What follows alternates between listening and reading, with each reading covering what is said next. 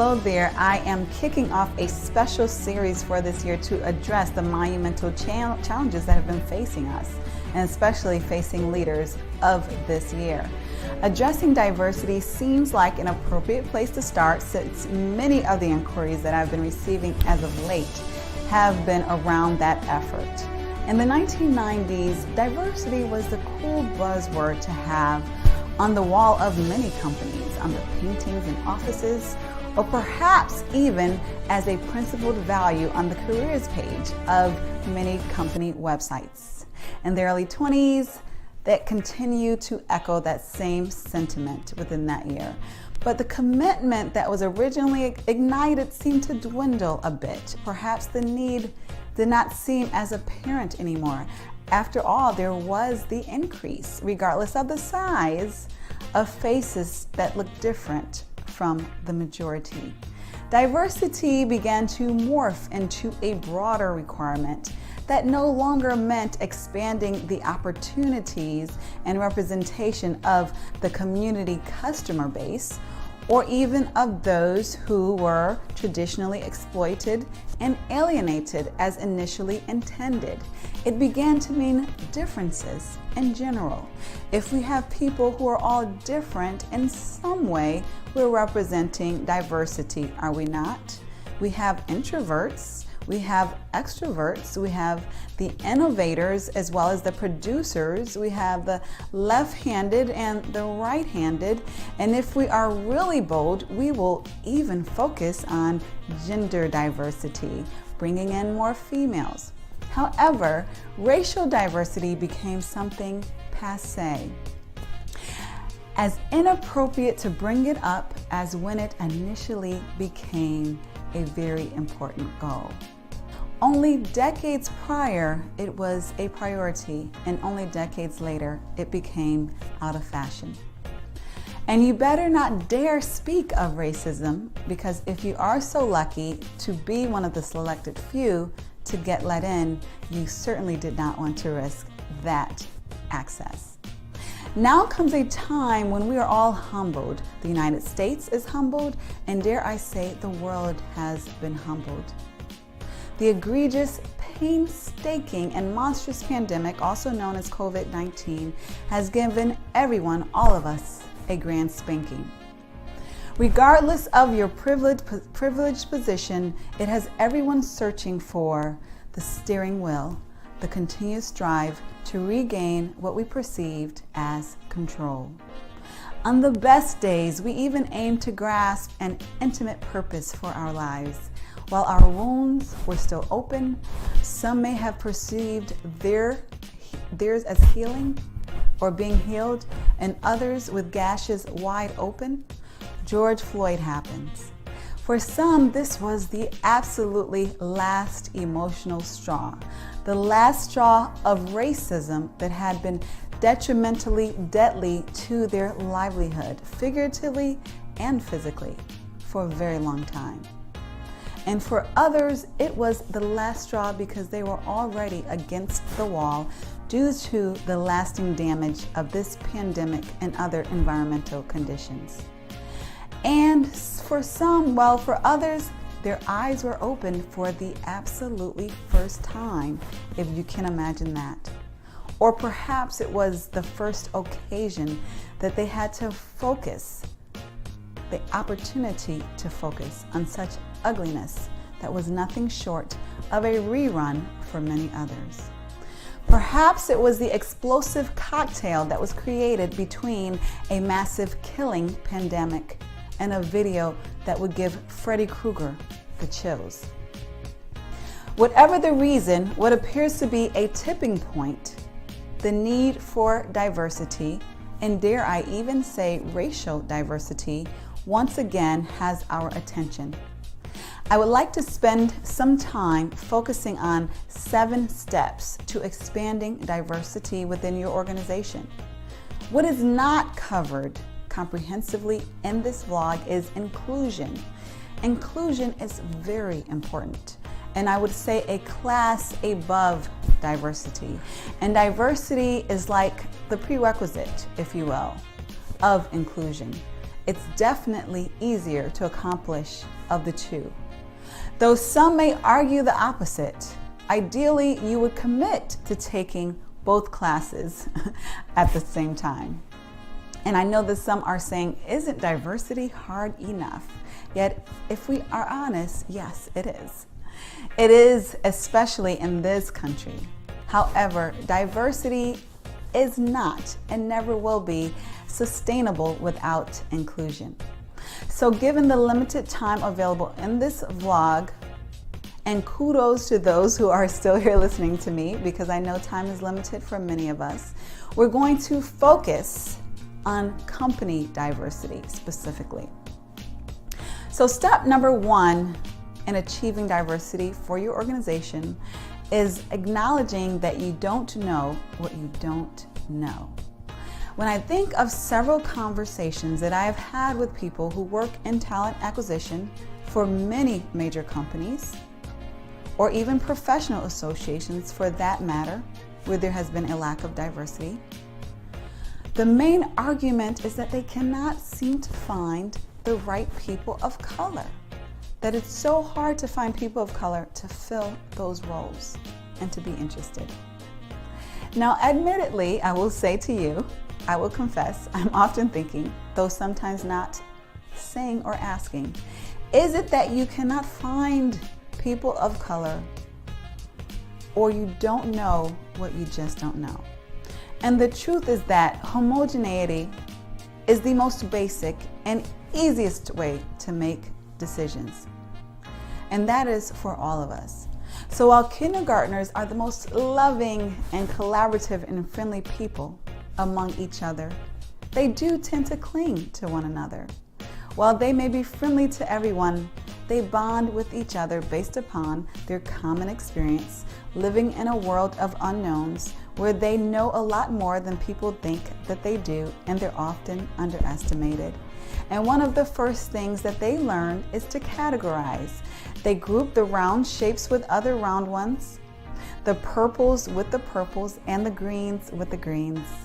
Categorization, we learn from an early age, saves us time. And as we grow older, we continue to advance in the skill of categorization. Categorization adds efficiencies to our lives that we otherwise would not have. I personally have coded my closet based upon occasion, based upon the color of the material. And even when we are found of people who are not like ourselves, most of us, if we're honest, we tend to categorize. Since kindergarten, we have gravitated to those like us because it is more comfortable. And that is what we tend to do, categorize. Given that, considering the context in which we live, and I know that many people reading this blog or listening to this vlog are not in the United States. And I'm specifically referencing the United States and other countries that have been developed based upon economic racism for their foundation, and of course subsequent racial disparities. So in this context, obviously that is expounded. But we are humans, and if we are humans and of human nature, we tend to feel more comfortable around those who either share experiences with us or look like us. And it's our normal tendency to categorize them in ways that we would expect to or not expect to in a knee-jerk fashion. And so this knee-jerk reaction of categorization also is the way that we will typically hire those who are like ourselves. Why would anything more or less than that be expected? And then you put that in the context of an economically driven, racially disparaging tradition, and you have what we have today, and that is a racism pandemic in a world that may ironically deem themselves as post-racial. I am reminded of a time when I was in church. I'm still in church, but there was a special occasion where blue was the color that we were to wear. Now, I went shopping and I went to at least 3 of my favorite stores, and I could not seem to find that right blue dress. Interestingly enough, I saw several green dresses. There were just green dresses all over the place. And perhaps, maybe just perhaps, that's because green is my favorite color. I wasn't used to wearing blue, I would admit, and blue was a stretch for me. And I rarely, if ever, wore blue. I eventually found a blue dress online, but I lacked a connection to it. I just was not used to wearing it. Sure, some may be offended that I dare compare people to dresses. And I agree, it's not that simple. Though what is that simple is that we are emotionally driven beings. Oftentimes we believe that we're making sound, objective decisions when we're doing nothing of the sort. We're simply responding to what feels the most familiar, the most emotionally comfortable. And some of us call it a gut feeling. Dare we not trust our gut in this modern era of self-actualization? Even in this proclaimed era of self-actualization, we must be open to learning from others in order to achieve greatness. I don't know Spanish very well, so I'm taking Spanish classes. I get help from my Spanish friends, and I don't assume that there's no use for Spanish simply because I don't know how to master the language yet. And so let's not assume that there is no need to attempt diversity simply because you haven't yet mastered it. Be open to learning from others, even if you have achieved greatness in specific areas. What many do not know is that diversity takes significant effort. While I love diverse environments and novel experiences, this is not the norm. Most people of all races prefer what is familiar. Familiar is more comfortable. Comfortable is convenient. And this leads us to number 2. Get comfortable with being uncomfortable. If you are genuinely desiring diversity within your organization, you're going to be uncomfortable at times. You may be uncomfortable when they have personal stories to which you cannot relate. You might be uncomfortable because they don't get your jokes. You might be uncomfortable when they disagree with your seasoned and tenured opinion. If you're at the most elementary stages of racial and cultural diversity, you may even be uncomfortable by such superficialities as the differences of foods that they eat, or the differences in their hair, and even maybe their skin. Though if you are genuinely hoping to work in a diverse work environment, you will be comfortable with your lack of comfort and with being uncomfortable until you become more comfortable. The third step, which has been implied already, is to not trust your gut. Do not trust your gut when it comes to increasing diversity within your organization. I know this sounds counterintuitive from everything that you have learned regarding how to live and how to make decisions. However, when building diversity, it is selfish and downright dangerous to rely on your gut. In this modern era, thankfully, we have access to more objective tools and data than we ever have in the past. When hiring and promoting, we should use assessments and simulations to help us make objective decisions. Such tools help us to analyze the quality of talent that is not subjectively based, but based on relative subject matter expertise and performance ability. Now let's get to step number 4.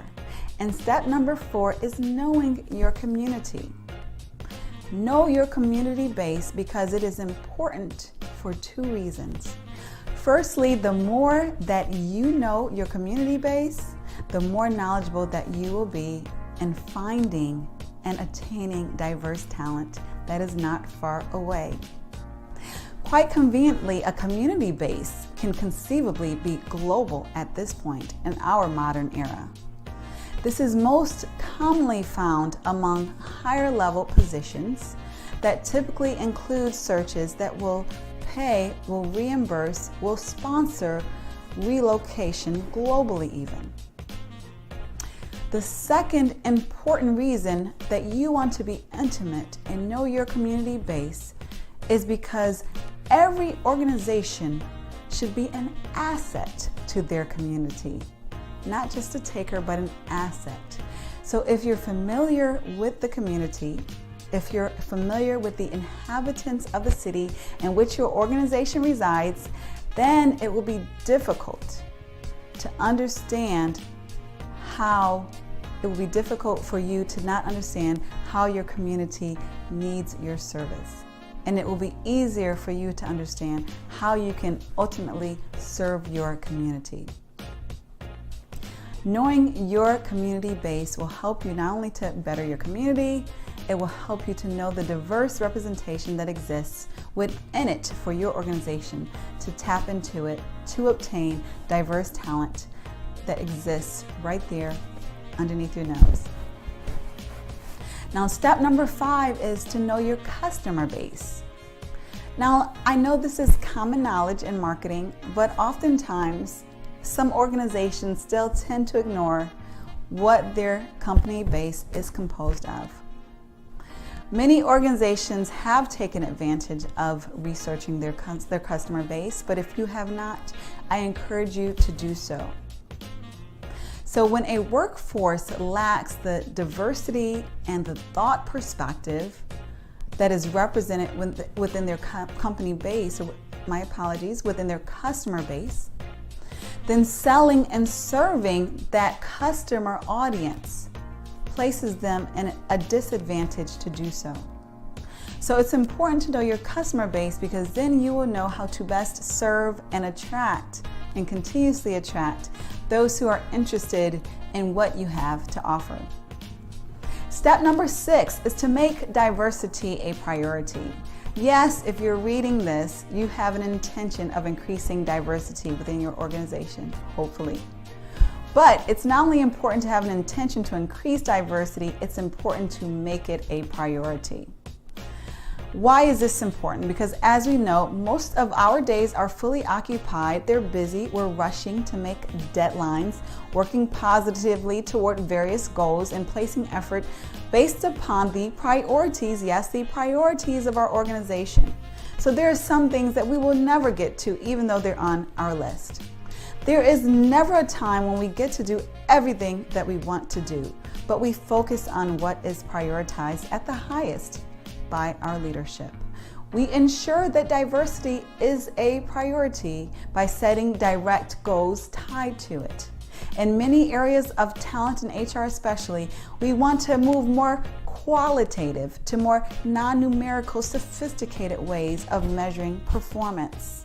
However, quantitative measurement is needed when there is a lack of sophistication to do otherwise. And for most organizations, such sophistication regarding diversity just is not there. And so we still need to quantitatively measure the diversity progress. Also, dare I say, quantitative data is still king among most C-suite layers of top organizations. If diversity is a priority, then it will be measured.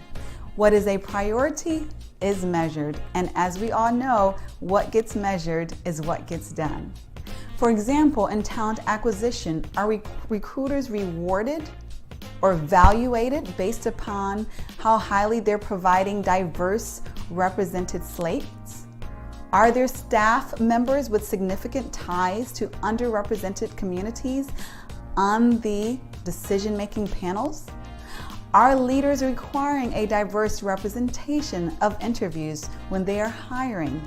Are there active promotions and active sponsorship and mentor opportunities and programs for underrepresented groups? This helps to expand diversity, especially among the higher ranks of the organizations. And step number 7 is to be consistent.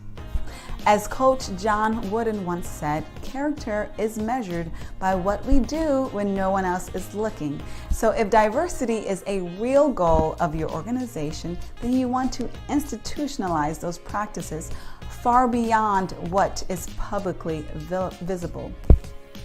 But you want to communicate to your team, to your organization, that diversity is an important value of your organization. The best way to institutionalize diverse efforts is to make it a part of your traditional dashboards. When you measure quarterly the performance of your organization or your team, you can also measure hiring and retention of diverse talent bases.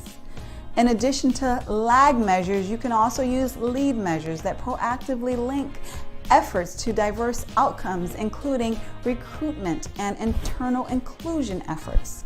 If you find this information interesting or helpful, I have a big ask for you, and that is to please share it with others, because I know that there are some people who are genuinely struggling with diversity, and I want this to be a help with them. So share with those, especially those leaders who you believe would benefit from this information, and have a phenomenal day.